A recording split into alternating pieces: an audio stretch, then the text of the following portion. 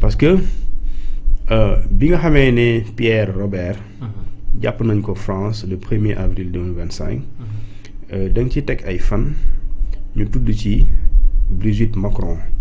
Brigitte Macron laa la wax.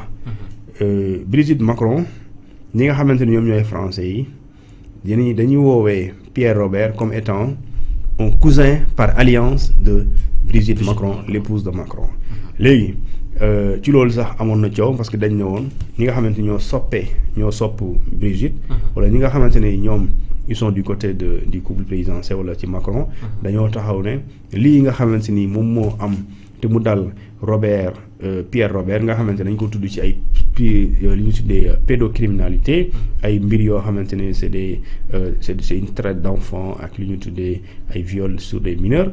loolu ñu ne leen na ngeen ko génnee ci loolu nañu génnee maanaam Brigitte Macron ci loolu nga xamante ni mooy jëf jooju moom elle n'a rien à voir mais xam nga en général dara dina xaw par exemple yow di nga xam ne àdduna du yàgg ba ñu tudd la ci.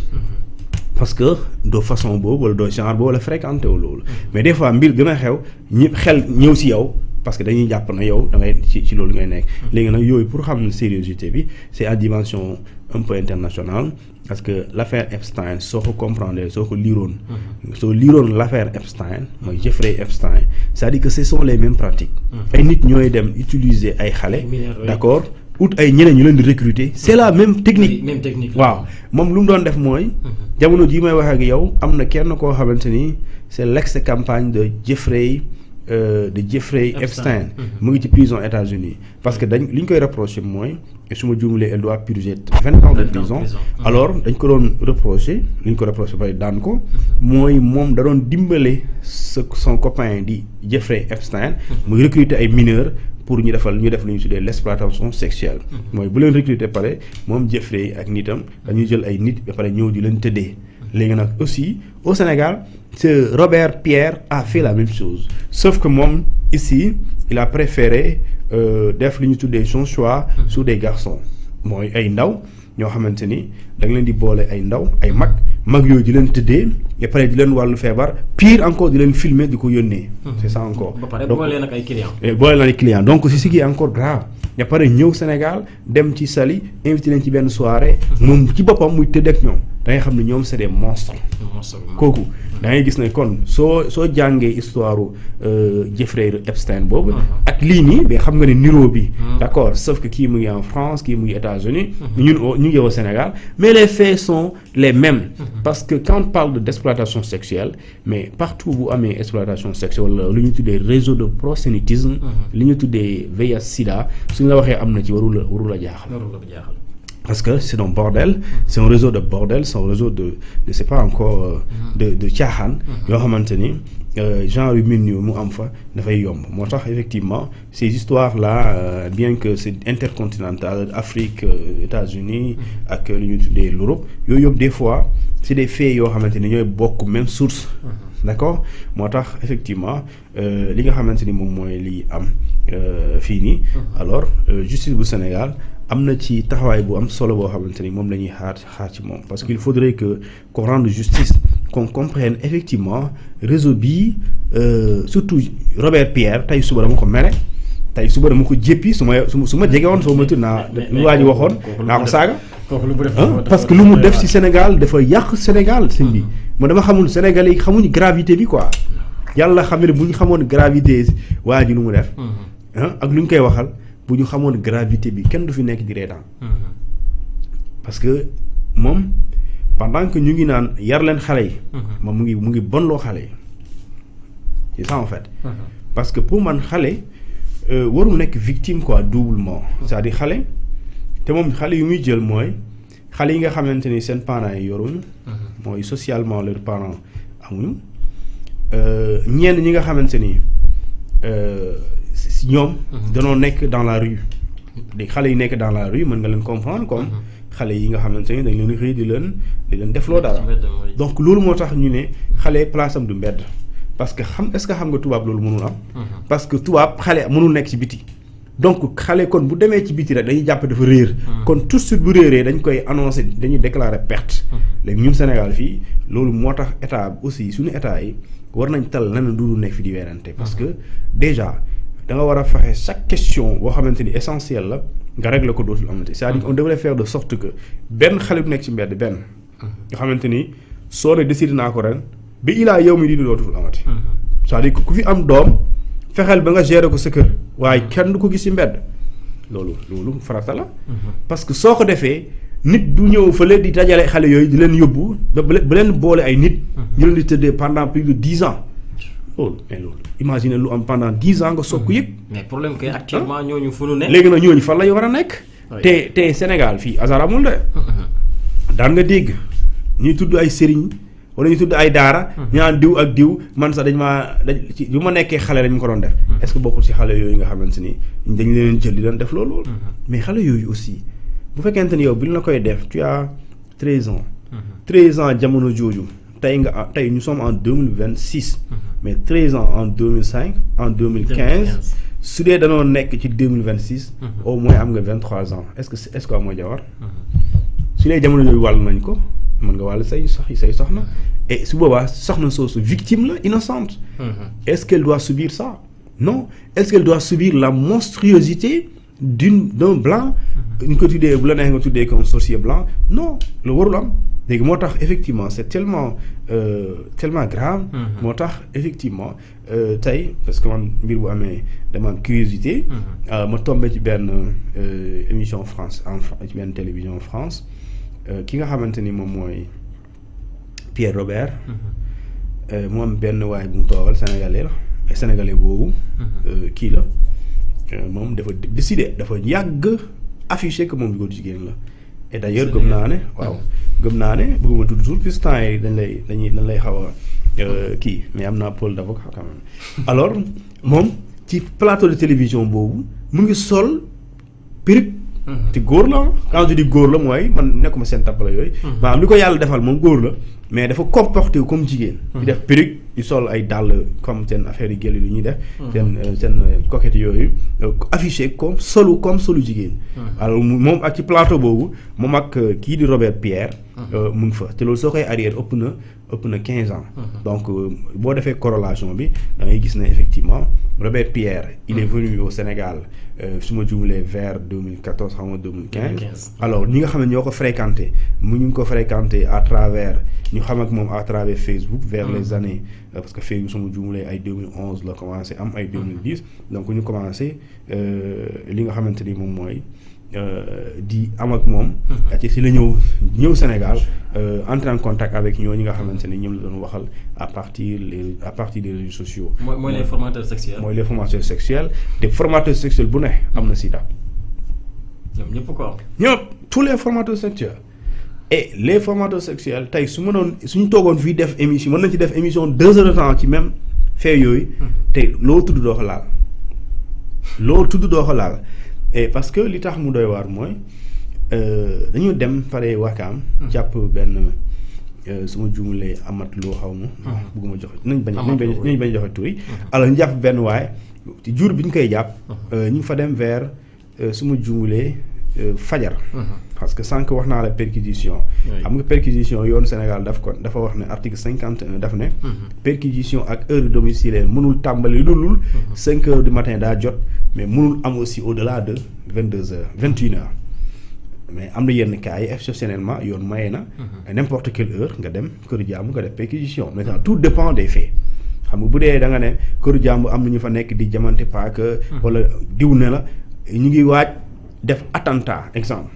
ñu ngi ci appartement bi toog fekk bi nga amee renseignement boobu c'était 2 heures du matin. xam nga yoon nee na la mënoo def perquisition lu dul 5 heures daa jot. mais bu passé 21 heures aussi mënoo def perquisition. takk der bi su boobaa le juge bu déggee loolu l'autorité judiciaire. mais lu taxaw naan xaaral ma xaar fajar wala 21 heures jotagu déet loolu c'est exceptionnel day dem kër ga xool loolu parce que loolu danger la. léegi ñoom bu ñu demee vers fajar alors ci lañ intercepté benn waaye bu ñu demee bu ñu ko intercepté ñu dugg ci biir appartement bi fekk fa beneen waaye bi fa ne. waaye jooju xamal ne waaw kooku. ak ki jàpp ñoom ñaar ay neveu la tonton en réalité bu ñu vérifier mosuñu bokk dara c'est-à-dire que ñoom dañoo daje nii rek mais plus tard puisque enquêteurs yi am nañ technique bu efficace pour wax loola il a avoué que en réalité bokkuñu dara ce n'est rien d'autre que ku ñu tasee ci mbedd mi après ñu wax la seen jaar-jaar et pare avoué ne moom formateur sexuel la tailleur la d'ailleurs alors mu am 40 ans su ma jumulee 40 ans et pare tëdd ak moom ci la loolu aussi mu commencé di fréquenter alors ci li nga xamante ni moom mooy ci réseau bi ñu wax la site yi nga xamante ni foofu lañ doon dem di recruter ay nit ñi nga xamante ni ñoom lu leen intéressé mooy mbirum homosexualité alors kooku nga xamante ni moom mooy waajooju mu tuddal la sànq mu nekk soxna nee na te loolu bëgguma sañu tuddee ko soxna maanaam mu nekk koo xamante moom buy sëy ak Robert moom mooy doon ki nga xamante moom mooy soxnaam moom mooy doon copinam quoi donc Robert c'est son copain mais lui il accepte d'être la copine de Robert Pierre donc mu nekk des faits extrêmement graves alors ñu def enquête boobu nee naa la c'est 14 personnes bu ñu jàppee ñooñu ñu dem ba kër puisque da koo jël appartement parce que depuis que Robert bu ñu ko tëjee nga xamante ne avril le 1er précisément 2025 lañ ko tëj France ba tey mu ngi en prison pour ceux qui disent qu'il est libre il n'est pas libre il est toujours en prison alors depuis boobu mu ngi continuer di fay appartement bi ba jour bi nga xamante ni wala weer bi nga xamante ni la ñu soog a jàpp ñi nga xamante ni ñoom ñooy sénégalais yi ñi nga xamante ñoo fi nekk suite à une délégation judiciaire commission rogatoire plutôt bu jógee fële France ànd ak juges yi 2 juges ak 2 magistrats ak 2 greffiers ak quelques lu ñu tuddee officiers de police judiciaire plus li ñu tuddee la DIC la division des investigations criminelles pour ñu def li nga xamante ne moom mooy cette opération d'interpellation bi am dans la semaine donc mais démb si mardi bi lañ leen def mandat de dépôt pour chef d'accusation yu gën a grave yii nii parce que li am ñu ne brigade gendarmerie bi Kër Sarr moom moo ko jàpp ñoom pour l'instant amul viol sur mineur xam nga amagul pour l'instant amul lu ñu tuddee pédocriminalité pour l'instant amul lu ñu tuddee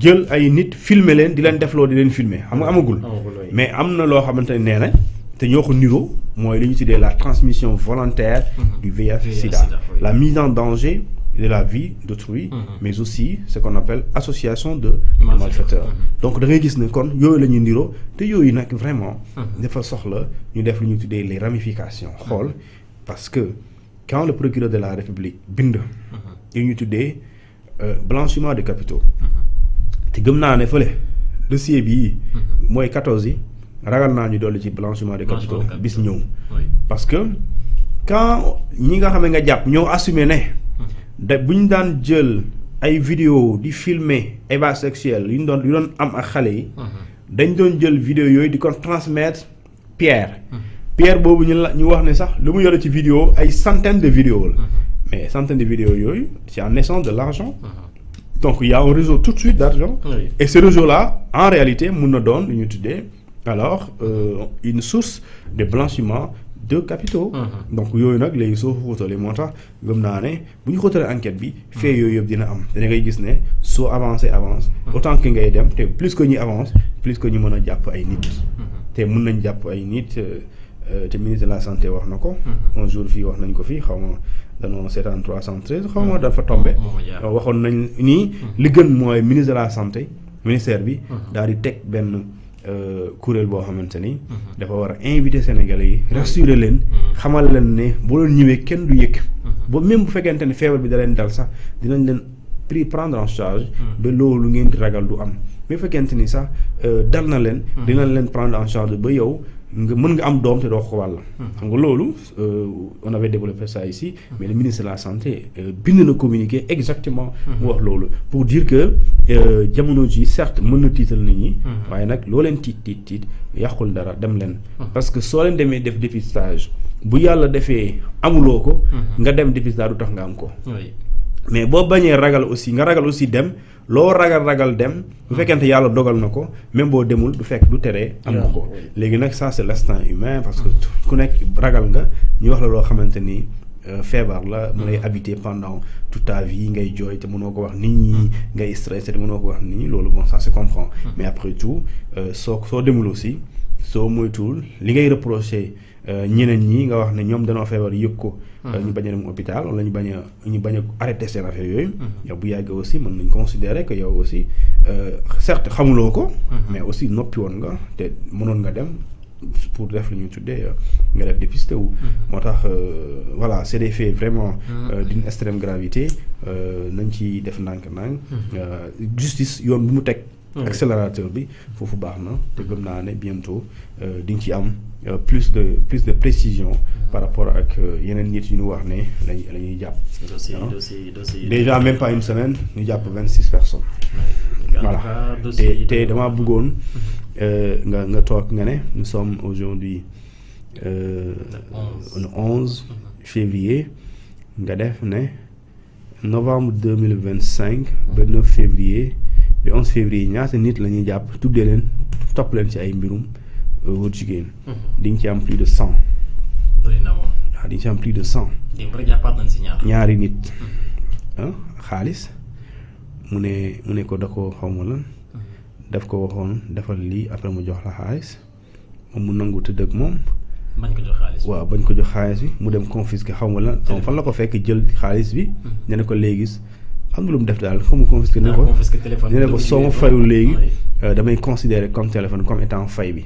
parce que yaa ma waxoon su ma tëddee ak yow nga fay ma man daal doo comprendre quoi c'est-à-dire que doo comprendre man foogoon naa iPhone 7 bu mu fi ñëwee ba jàll yu mel nii sax jigéen góor ak jigéen laa ko doon dégg mais léegi ci góor ak góor quoi donc c'est sérieux moo tax nañu gën a góorgóorlu les parents là nañu gën a góorgóorlu gën a jàngal seen doom yi et pare gën a saytu seen doom yi puisque ñoom Robert ñu mel noonu dañuy profité xale yi nekk ci mbedd mi ak xale yi nga xam ne seen waajur amul doole di leen xoy xaalis non dinaa la jëndal loolu aussi nit ñi bàyyi ci xel en tout cas doy na war alors Thione ay avocat wu Farba tey génn nañu def conférence de presse madame Yacine Fall defoon na conférence de presse waxoon téléphone ba lan ca fekk ak mbirub Farba Ngom tey maître Amadou Sall di ñu xamal ni yore téléphone moom dañ koy tere ci biir kaso bi moom maître Amadou Sall dëggal na li ni mel waaye di ñu xamal ni téléphone dong la